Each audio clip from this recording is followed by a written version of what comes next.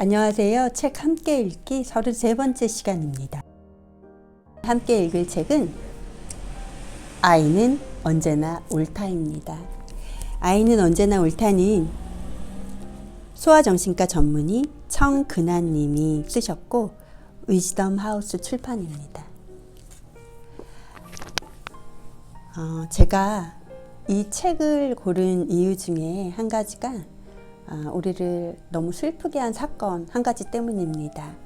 바로 정인이, 모두 다 아시죠? 16개월 9kg인 정인이가 상습적으로 폭행을 당한 걸로 보여집니다. 정인이 상태가 늑골 골절이 여러 군데서 나타났대요. 다 치유된 것, 또 지금 치유 중인 것, 그리고 최근 발생한 것. 갈비뼈가 부러지면 기침도 못하고 웃지도 못하고 울지도 못하고 성인들도 마찬가지입니다. 그런 아픔 속에 작은 아이가 놓여져 있었습니다. 또 장갑막 파열도 있었는데 췌장이 파열이 된 상태로 나왔습니다. 그렇게 되려면 전문가들의 얘기는 아이를 밟거나 배를 발로 차거나 이렇게 해야 된다고 하더라고요.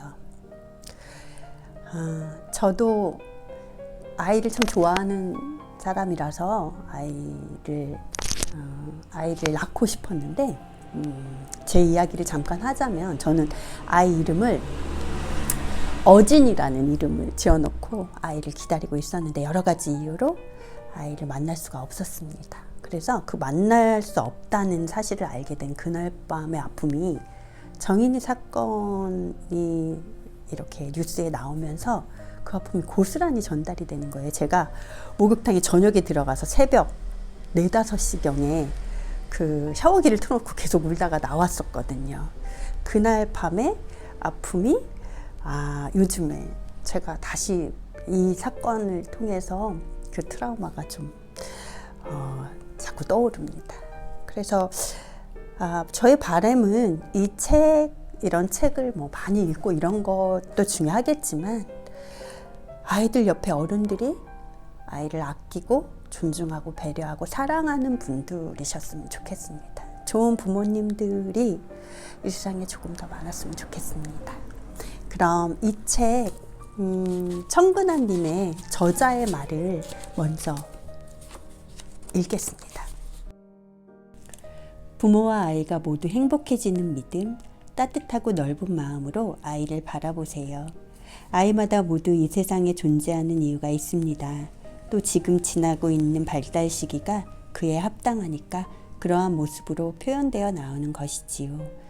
단 하루를 살다 죽는 작은 생물 하나도 그렇게 살다 생을 마감하는 이유가 있는 것처럼 나에게 주어진 내 자식, 나의 아이들이 힘든 상황에 놓여 있다면 다 그럴 만한 이유가 있다는 뜻에서 아이는 언제나 옳다라고 강조해 말하고 싶습니다. 이런 표현이 아이를 무조건 옹호하기만 하거나 부모 탓만 하고 비난하려는 의미로 느껴지지 않으면 좋겠습니다. 이 책을 다 볼 때쯤에는 부모들이 힘든 내 아이를 치근하게 바라보게 되고 분노로 점철되어 있던 부모의 마음에 아이를 향한 관용과 포용의 태도가 피어날 수 있으리라 믿습니다.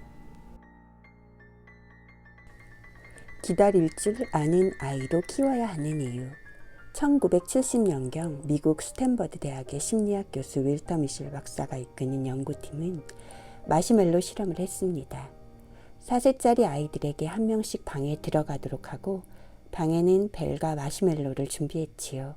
아이가 벨을 누르면 방으로 가 마시멜로를 하나씩 주었고 아이가 벨을 누르지 않고 그가 올 때까지 기다리면 마시멜로를 2개씩 주었습니다. 비디오로 촬영된 실험 과정을 지켜보면 아이들은 몸을 비틀고 발길질을 하거나 손으로 눈을 가리는 등 별별 행동을 다합니다. 미셸 박사가 나타날 때까지 기다렸다가 마시멜로를 2개씩 얻기 위해 자기 통제력을 발휘하는 것이지요. 실험 결과는 가지각색입니다. 어떤 아이는 1분도 참지 못하고 벨을 누르는가 하면 다른 아이는 15분이나 꾹 참고 기다렸습니다. 보상 지연에 강하다는 의미입니다. 10여 년이 지난 후 연구팀은 마시멜로 실험 결과와 피실험자들의 미국 대학 수학 능력 시험 성적을 비교했습니다. 오래 기다린 아이일수록 좋은 성적을 받은 것으로 나타났으며 평균적으로 좋은 대학에 진학했고 사회적으로도 성공했습니다. 반면 참지 못하고 일찍 배를 누른 아이는 문제아가 되는 비율이 높았습니다. 또 학교에 다니는 기간 내내 교사들에게서 나쁜 평가를 받았습니다. 제 아이들에게 초콜릿으로 비슷한 실험을 한 경험을 앞서 말씀드렸습니다. 이 실험은 아이의 기질을 테스트할 수 있는 간단한 방법인가 동시에 기다리는 힘을 아이들에게 가르쳐줘야 하는 의미를 여실히 보여줍니다. 기다림에 따른 보상이 훨씬 크다는 것을 일상생활에서 느끼게 해주어야 합니다. 아이에게 하고 싶은 것, 먹고 싶은 것, 갖고 싶은 것이 있을 때 그 즉시 당장 들어주기보다는 조금이라도 견딜 수 있는 시간과 과정을 거치게 하는 훈련이 필요합니다. 아이가 어떤 좌절에 부딪혔을 때 감내하는 힘을 더 강하게 해주거든요. 아이의 욕구를 즉각 들어주는 것은 가장 손쉽지만 독이 될 수 있는 일이라는 걸 명심해야 합니다. 부모가 해야 할 일과 하지 말아야 할 일. 행복하세요 대 하소연하지 마세요.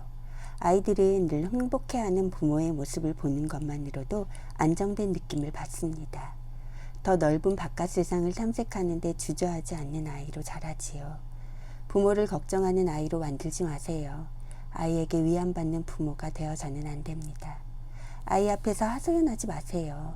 엄마들이 보통 아이에게 시부모나 남편, 일에 대한 하소연을 하는데 좋지 않습니다. 스스로 해결하셔야 합니다. 아이는 엄마를 위로하면서 자신의 불안과 의존 욕구를 숨기는 어른으로 커버립니다. 그러다 진짜 성인이 된 후 어느 시기에 퇴행해 버릴 수 있습니다. 몸소 보여주세요 대 둔감하면 안 돼요. 아이를 앞에 앉혀놓고 훈계만 하기보다는 몸소 보여주는 것이 중요합니다.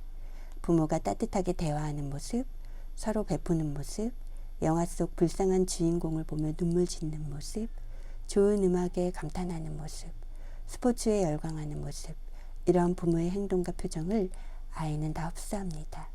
무뚝뚝하고 둔감하며 불안해서 이랬다 저랬다 하는 부모는 아이에게 좋지 않습니다.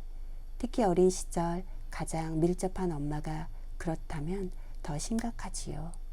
내가 본래 그런 것을 어째요 라고 하는 부모도 있지만 그런 부모에게서 자녀가 받는 영향은 메가톤급입니다.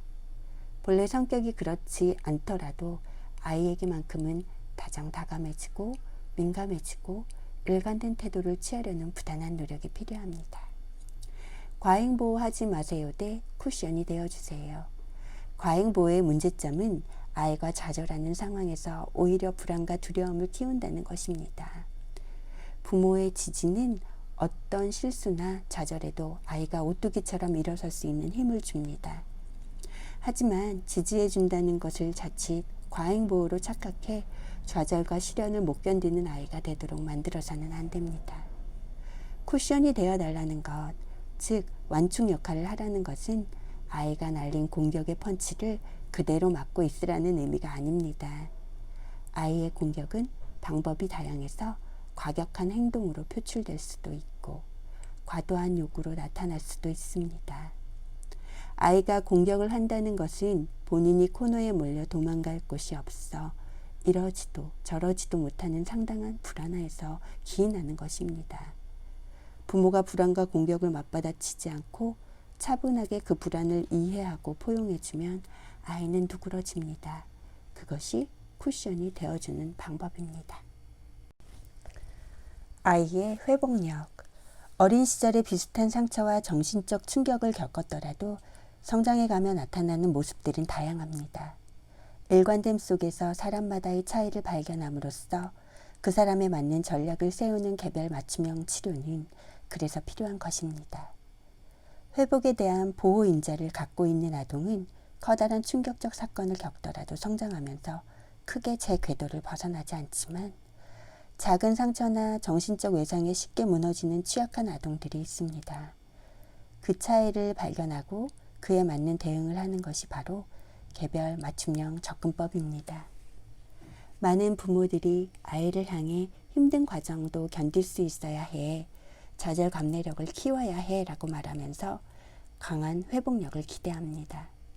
웬만한 일은 훌훌 털고 일어나기를 바라지요. 그런데 이것은 회복력을 본래 잘 타고난 아이에게 해당되는 이야기입니다. 회복력이 약한 아이에게는 다른 전략이 필요합니다. 우선 회복력을 튼튼하게 만들어주는 것부터 시작해야 하지요. 어떻게 해야 아이의 회복력이 튼튼해질까요? 유리그릇을 강하게 만들겠다고 내던지는 사람은 없습니다. 유리그릇을 다룰 때는 깨지지 않도록 조심하고 2중, 3중 종이와 비닐로 감싸고는 하지요. 회복력이 약한 아이에게도 마찬가지입니다. 완충과 흡수 역할을 부모가 해준다는 것만 기억하세요. 그래야 유리 같던 뇌 부위가 발달하며 안정되어 갑니다. 너무나 많은 부모들이 이렇게 나약해 빠진 내 아이를 어쩌면 좋으냐고 걱정을 합니다. 대체 어디까지 받아줘야 하냐고. 다른 아이들은 다 강인하고 어른스러워 보인다면서요. 하지만 내 아이만 바라보세요. 아이가 3을 갖고 있으면 부모가 7을 주면 됩니다. 7을 갖고 태어났다면 좋았겠지만 그렇지 않다고 해도 운명으로 받아들이세요. 이 아이를 통해 좋은 부모 될 수 있는 기회를 가진 것이라고 여기면 됩니다. 칭찬에 대하여. 칭찬을 받아도 기분이 좋지 않은 경우가 종종 있습니다. 칭찬에 가시가 들어있고 칭찬 속에서 진심이 아닌 시기심이 느껴지는 경우지요. 누군가를 칭찬하려거든 진심으로 칭찬할 준비가 되었을 때 흔쾌히 칭찬하세요. 설익은 칭찬은 안 하는 것만 못합니다. 칭찬을 받아본 경험이 없는 사람은 평생 남을 칭찬할 줄 모릅니다. 칭찬하는 것이 어색하지요. 사랑을 받아본 경험이 없다면 충분히 사랑받아 마땅한데도 늘 사랑을 의심합니다. 배려와 용서의 힘을 체험해보지 못한 사람은 남에게 늘 분노합니다. 인성은 과거 경험들이 차곡차곡 축적되어 형성된 결과물이지요. 한 아이와 엄마가 대화를 나눕니다. 엄마, 나 오늘 수학 100점 맞았어. 100점이 몇 명이나 되는데? 10명쯤? 그렇구나. 문제가 쉬웠나 보네. 아이는 자신이 충분히 칭찬받지 못한 이유를 이해하지 못하고 얼굴이 어두워집니다. 줄 세우기 교육 시스템이 괴물 같은 부모, 불행한 아이를 만듭니다. 저는 남 칭찬을 잘 못해요. 입에 발린 소리를 하는 것 같아서요.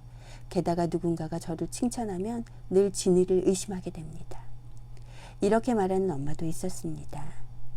그 엄마가 그렇게 된 데도 어딘가에 원인이 있겠지만 당신이 누군가에게 영향을 끼치는 사람이라면, 게다가 부모라면 무조건 그 문제, 즉 칭찬을 잘 못하고 늘 의심하는 문제의 원인을 해결해야 합니다.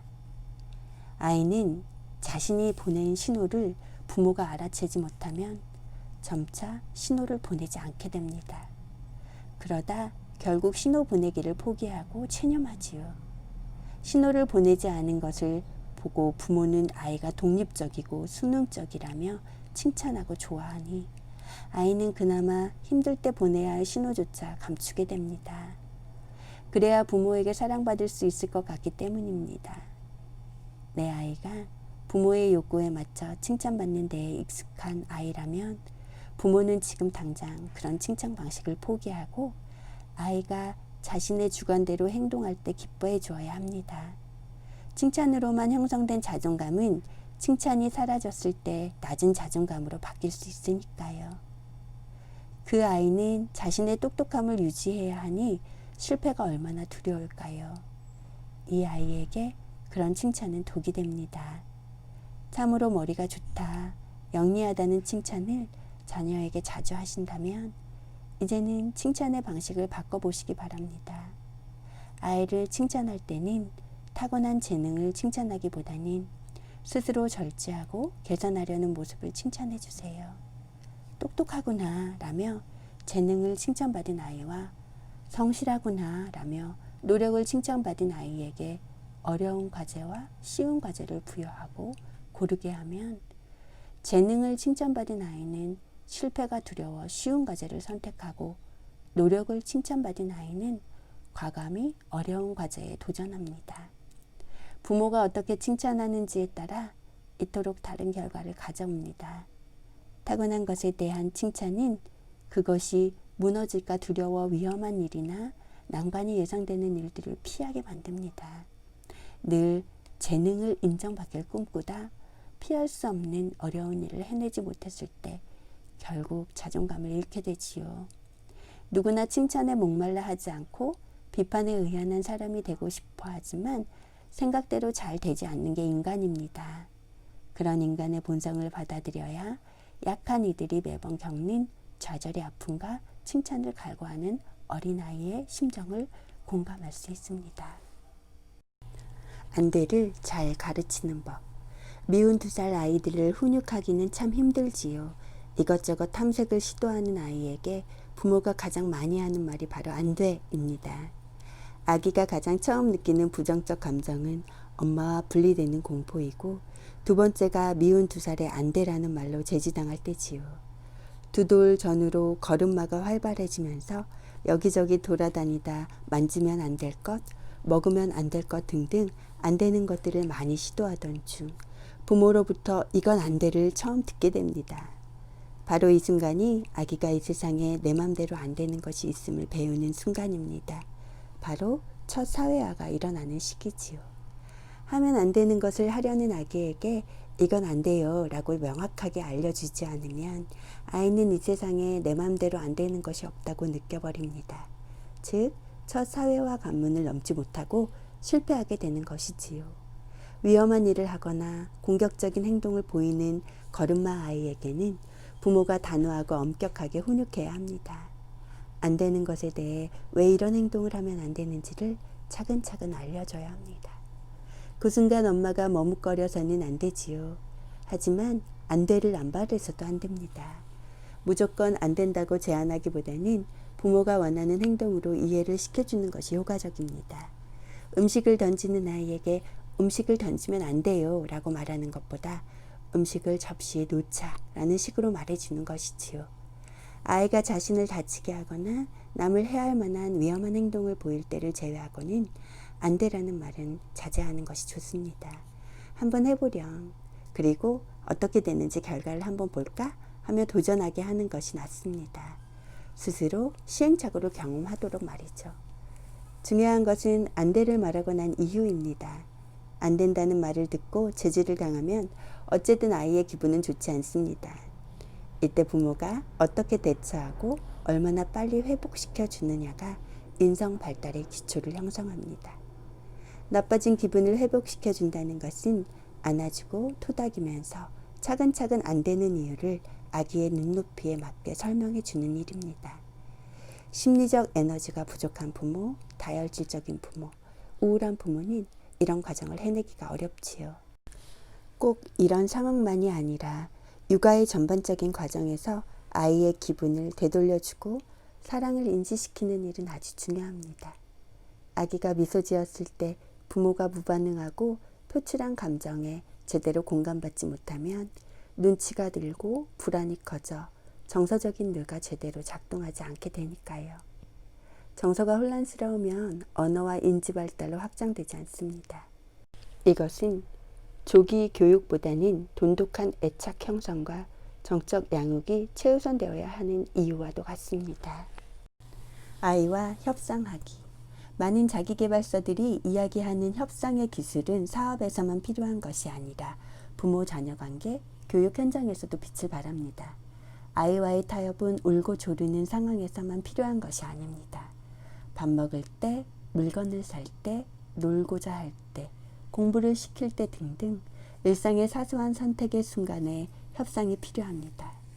아이들과의 협상은 세상에서 가장 중요하고도 기본적인 협상이라고 생각합니다. 그 과정에서 아이들이 많은 것을 배우니까요. 24개월이 되면서부터 아이들은 문제를 일으키기 시작합니다. 즉, 이때부터 늘 아이와 소통하고 협상하고 타협할 줄 알아야 한다는 의미지요. 아이가 원하는 것을 우선 생각하고 그 마음을 진심으로 이해하는 것이 옳지만 모든 것을 아이 뜻대로 즉각 해주는 것보다 협상하는 과정을 겪게 하는 것이 중요합니다. 아이들은 공감받을 때 자신의 요구사항을 의외로 쉽게 버리기도 합니다. 진정한 협상은 부모의 공감적 태도에서 시작합니다. 요즘은 초등학생만 되어도 게임기나 스마트폰 같은 값비싼 물건을 강렬히 원하지요. 이때 부모들은 보통 성적 향상의 대가로 협박을 벌이지만 실은 토론이 더 효과적입니다. 사주느냐 안 사주느냐를 부모가 바로 결정하지 말고 아이들이 자신에게 그것이 얼마나 필요한지를 스스로 따져보게 하세요. 갖고 싶은 물건을 취했을 때의 장단점, 가격 대비 만족도, 활용도 등에 대해서 적어보게 하세요. 아이들은 물건을 얻기까지 절제하고 기다리는 법과 판단력을 배우고 토론의 즐거움도 함께 맛봅니다. 성적이 오르면 사주겠다, 100점을 받으면 사주겠다 등 학업 성과에 대한 보상으로 물건을 사주겠다는 약속은 그리 좋지 않습니다. 공부는 물건으로 보상받기 위해 하는 것이 아니니까요. 본인 스스로를 위해서 하는 것이지요. 물건 자체를 두고 토론하는 것이 좋습니다. 아이를 잘 혼내는 법. 훈육과 체벌은 동격이 아닙니다. 훈육은 아이를 절제시키고 인내를 키우지만 체벌은 공포에 주눅들게 만들고 불안과 반항심을 조장합니다. 둘 다 겉은 순응적으로 만들지만 뇌 속에서는 다른 일이 벌어집니다. 폭력으로 버릇을 고칠 수 있다고 생각하는 것은 버릇 고치기를 이미 포기한 것이며 어른의 권위도 아이도 포기하겠다는 뜻입니다. 폭력으로 인해 다치거나 생명을 잃어야만 심각한 것이 아닙니다. 겉모습은 멀쩡해도 두뇌 속은 엉망진창이 되어갑니다. 반대로 혼내야 할 때 혼내지 않는 것도 문제를 유발합니다. 아이들은 자신이 명백히 잘못된 행동을 했음에도 불구하고 너그럽게 넘어가주는 부모의 모습에 감사하기보다는 오히려 혼란스러워합니다. 내심 불안해하기도 하지요. 심지어는 부모가 자신에게 혼낼 에너지도 없을 만큼 관심이 없다고 느끼기도 합니다. 관대한 것과 혼내지 않는 방임은 다릅니다. 관대함은 권위가 존재하는 가운데서 빛을 발하지만 방임이나 허용 또는 무관심은 더 큰 문제를 만들 뿐이지요. 권위 있는 관대함으로 아이를 대해야 용서와 관용이 통하는 것입니다. 아이에게 안 된다는 소리를 못하고 무조건 다 허용하고 들어주는 부모는 아이에게조차 자신감이 없기 때문에 그렇습니다. 아이에게 사랑받지 못할까봐 단호히 대하지 못하는 것입니다.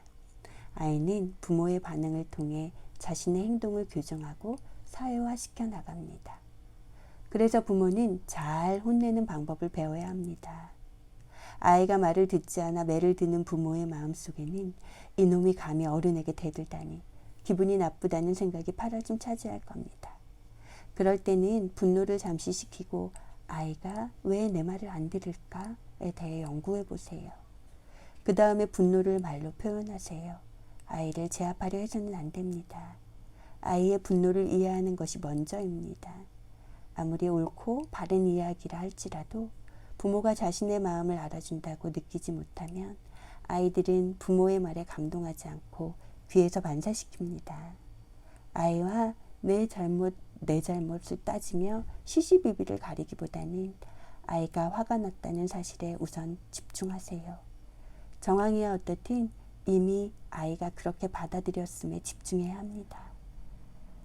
부모의 입장을 이해시키려 하기보다 아이를 먼저 이해하려 노력하세요. 말처럼 쉽지 않습니다. 피나는 연습이 필요합니다. 저도 아이를 꼭 혼내야 하는 상황에 부딪힐 때가 많습니다. 그럴 때마다 저는 사전에 몇 번씩 거울 앞에서 연습합니다. 말의 강약, 단어 선택, 표정을 고릅니다. 아이가 상처받지 않게 하면서도 문제 행동을 아이가 잘 받아들이고 교정할 수 있도록 말이죠. 부모가 혼내는 연습을 할 때와 안 할 때의 효과는 천지 차이입니다. 아이를 혼내야 할 때 지켜야 할 철칙이 있습니다. 우유부단한 태도를 취하지 말 것. 어떤 행동에 대해 혼내는 것인지를 부모는 스스로 명확히 알 것. 감정적이 되어서는 안 된다는 것입니다. 혼을 낸 뒤에는 반드시 널 믿는다, 사랑한다고 말하고 안아주며 끝내야 합니다. 가끔 벌칙으로 공부나 과제를 주는 부모가 있습니다. 수학 문제지 5장 더 풀기, 바이올린 연습 30분 더하기 등 아이가 좋은 추억과 재미로 느껴야 할 활동들을 아이가 싫어한다는 이유로 벌로 사용하는 것은 좋지 않습니다. 좋은 벌칙은 본인이 동의하여 함께 정한 벌칙입니다. 문서로 만들어 서로 서명하고 벌칙이 필요할 때 사용해 보세요. 훨씬 효과적입니다. 혼낼 때는 그날의 잘못만 다루어야 합니다. 넌 항상 그런 식이다.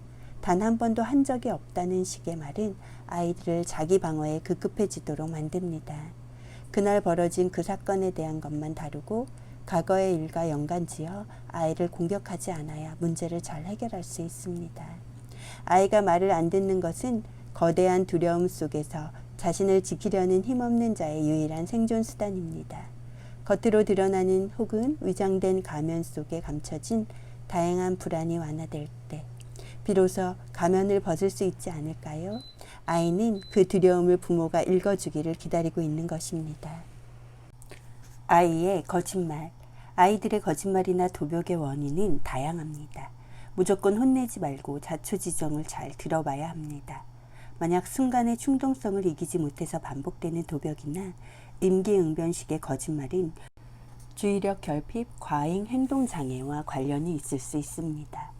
아이를 혼내기보다는 왜 그러는지 파악하고 그 원인을 치료해야 합니다. 아이가 물건을 훔치거나 거짓말을 일삼는데 그런 것은 때려서라도 버릇을 고쳐야 하는 것이 아니냐고들 하십니다. 그러나 충동이나 두려움과 관련된 감정이 그렇게 표현되기도 합니다. 불안을 치료해야 문제 행동들도 없어지지요.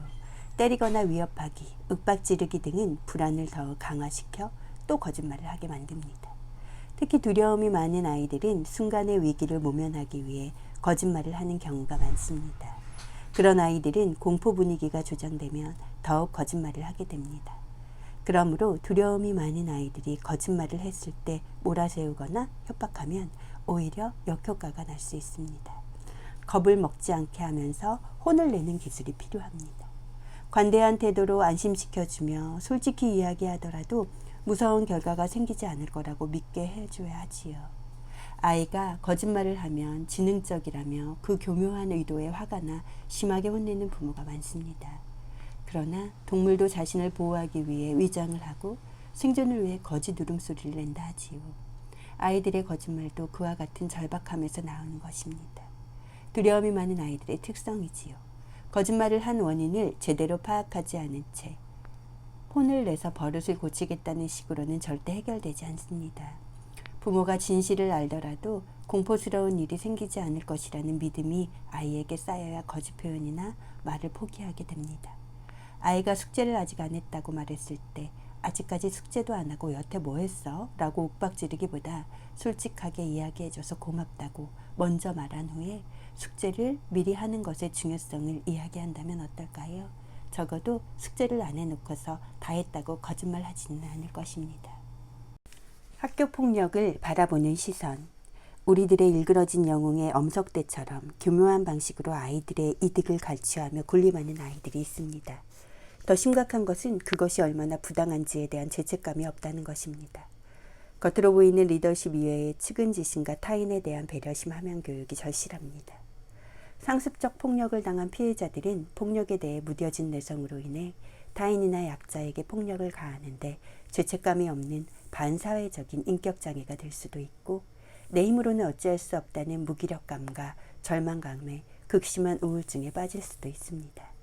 아직 성장 중인 아이들에게는 둘 다 치명적입니다. 저는 진료 현장에서 피해 청소년 못지않게 가해 청소년들을 많이 만납니다.